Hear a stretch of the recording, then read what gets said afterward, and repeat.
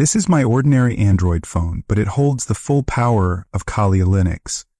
With just a few taps, I can perform Wi-Fi penetration testing, execute social engineering operations, spoof keyboards, and even take control of connected devices.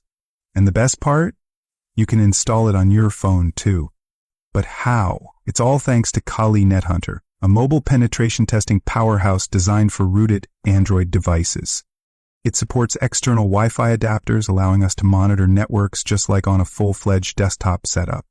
The HID mode transforms my phone into a disguised keyboard, enabling me to inject keystrokes instantly.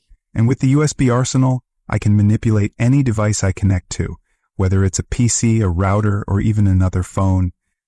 With Kali Nethunter Kex, I can switch to full desktop mode, allowing me to multitask easily, running multiple apps, using a full terminal, and navigating a graphical interface.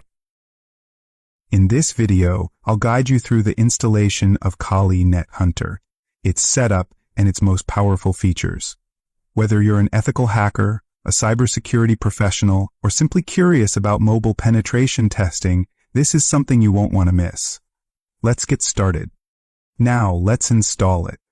In this example, I'm using a Poco F1 running the latest Android 15 with a custom ROM, and my bootloader is already unlocked. An unlocked bootloader is required to install this setup on your phone. First, reboot your phone into fast boot mode and connect it to your PC.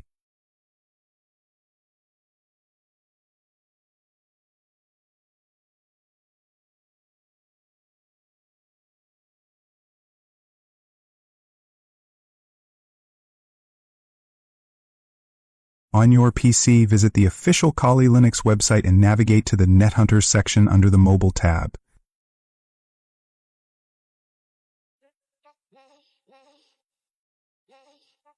You'll find a list of supported devices there.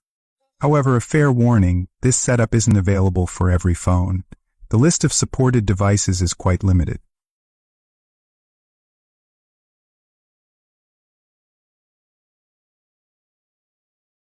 If your device is supported, download the appropriate package. For my phone, there are ROMs available for Android 11 and Android 14. I'm downloading the latest version. Kali Nethunter itself is a custom ROM, which you can install directly using TWRP or via Magisk. I'm installing it via Magisk because this method allows me to uninstall it later without affecting my main ROM. Since Kali Nethunter relies on Lineage OS, I'll be downloading Lineage OS as well. As you can see, I have downloaded all the required files needed for the installation.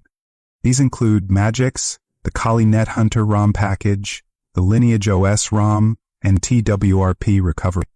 Now, let's install them one by one. But before we proceed, you need to install USB drivers and fastboot tools on your PC to ensure compatibility. You'll find the links in the description. Now, open the terminal and we'll begin the installation with TWRP recovery. All the necessary installation commands will be available in the video description. Once TWRP recovery is installed, reboot your phone into recovery mode. In recovery mode, enable ADB sideload to install the ROM. Note that the ROM installation process varies across different devices. For example, on my Poco F1, I need to uncheck Unmit System before installing the ROM. If you're using a different phone, make sure to check the official installation guide from your ROM provider. Once your device is in sideload mode, you can push the ROM from your PC using the ADB sideload command, followed by the ROM file path. Unfortunately, my USB cable is faulty, so sometimes it fails to connect, causing an error. This installation process may take some time.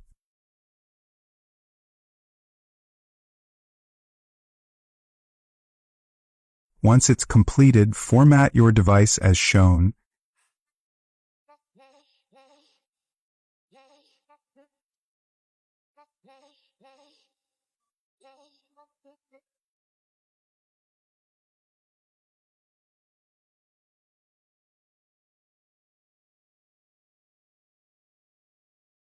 And enable ADB sideload again. This time we'll install Magic using the same sideload command.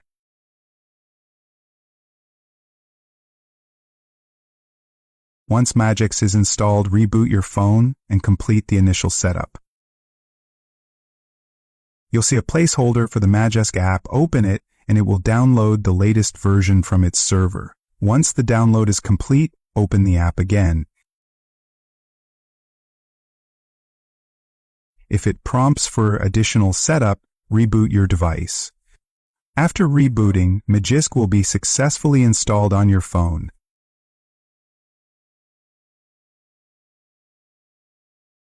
Now transfer the Kali Nethunter file from your PC to your phone.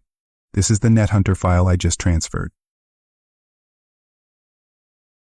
Open the Magix app, go to the Modules tab, click on the Install button, and select the Nethunter file.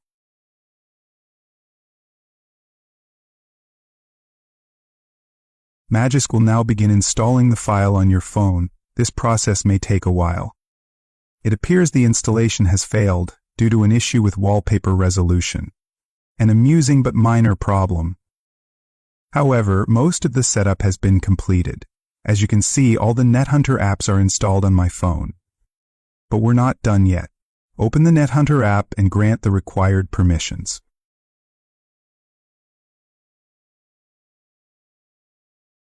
Now it's prompting that the Troot environment is not set up yet.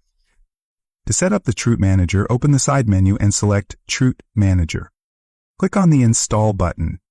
You have two options. Download the required files from the Kali server for automatic installation or install them manually from your local storage. We'll go with the second option. On your PC or phone, extract the Kali Nethunter ROM you downloaded earlier.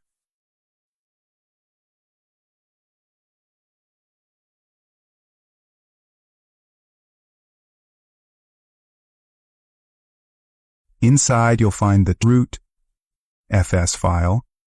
You can identify it by its name, which ends with .xz extension.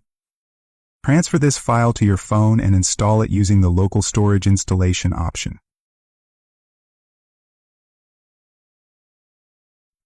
This installation process can take 30 to 40 minutes. Once installed, click the Start button to launch the Troot Manager. Now you have full access to Kali Linux and all its features. And that's how you install Kali Linux with root access on an Android phone. Thanks for watching, and I'll see you in the next video.